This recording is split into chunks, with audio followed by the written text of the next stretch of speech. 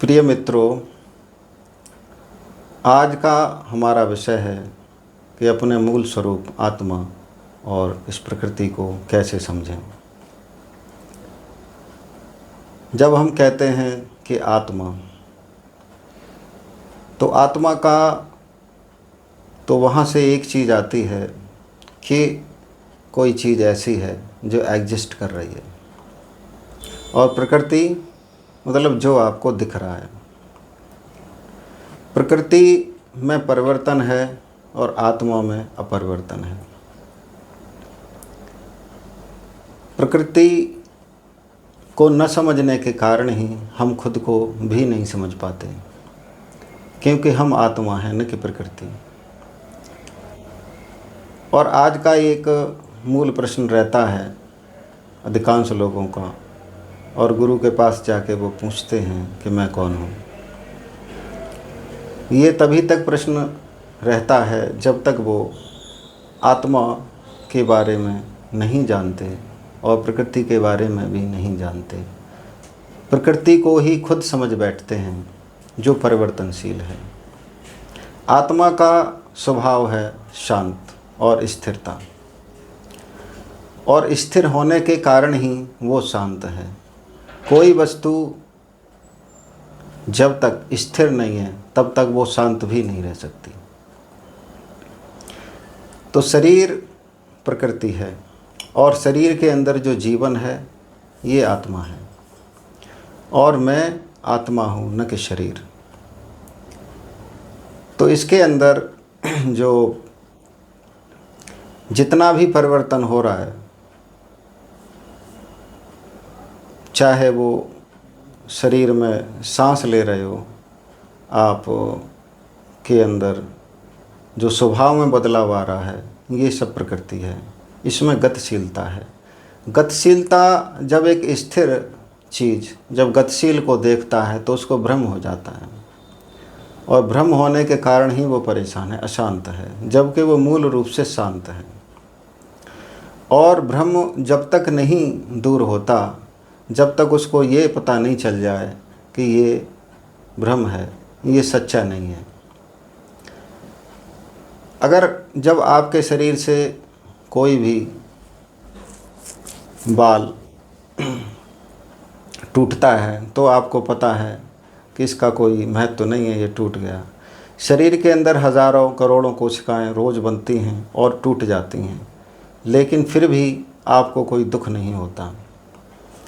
लेकिन जब आप किसी ऐसी चीज़ को देखते हो जो आपकी बुद्धि से परे है, जैसे पृथ्वी की गति, तो पृथ्वी की जो गति है सूर्य के चारों तरफ, उसके कारण आपको ऐसा लगता है कि समय चल रहा है, दिन और रात हो रहे हैं। लेकिन अगर आपको करोड़ किलोमीटर दूर बिठा दिया जाए और फिर पृथ्वी को दिखाया जाए, तो आपके लिए एक बहुत छोटी घटना होगी। आपको न कोई उसका दुख होगा, न सुख होगा, न आपके लिए दिन होगा न रात होगा। लेकिन समस्या कहाँ होती है कि जब हम गतिशील को देख के खुद को ही गतिशील मान लेते हैं। जैसे बचपन में शरीर छोटा था, जवानी पे फिर बड़ा हुआ, बुढ़ापे पे फिर कमज़ोर हो गया, नष्ट हो गया, लेकिन आप वैसे के वैसे ही रहे। तो ये चीज़ समझने की है कि जब तक आप के अंदर जो स्थिरता है, आप स्थिर हो, आप दृष्टा हो, आपने ये तीनों अवस्थाएं देखी। इसी तरीके से जो जो जहाँ जहाँ परिवर्तन हो रहे हैं, चाहे हमारे कोई संबंध में है, चाहे स्वभाव में है, चाहे किसी नौकरी के अंदर हैं, खाने पीने में, उठने बैठने में, जो भी देख रहे हो, जो अनुभव में आ रहा है, ये सब परिवर्तनशील है। तो इससे हटके हमें देखना है। अगर इसको ही आप खुद मान बैठे तो आप कभी भी शांत नहीं रह सकते। कभी भी आप देखो कि नींद में जब आप होते हो, गहरी नींद में, तो गहरी नींद के अंदर हमें पता नहीं होता कि कहाँ गति है, क्योंकि आप उस समय अपनी स्थिर अवस्था में होते हो, नींद के अंदर, गहरी नींद में। और इसी तरीके से आप अगर जब जाग जाओ, जागते वक्त अगर आप 1 घंटे तक कम से कम प्रकृति में बैठो, चुपचाप मौन रह के कुछ मत करो, जो हो रहा है उस समय आप भूल जाओ कि आप कौन हो।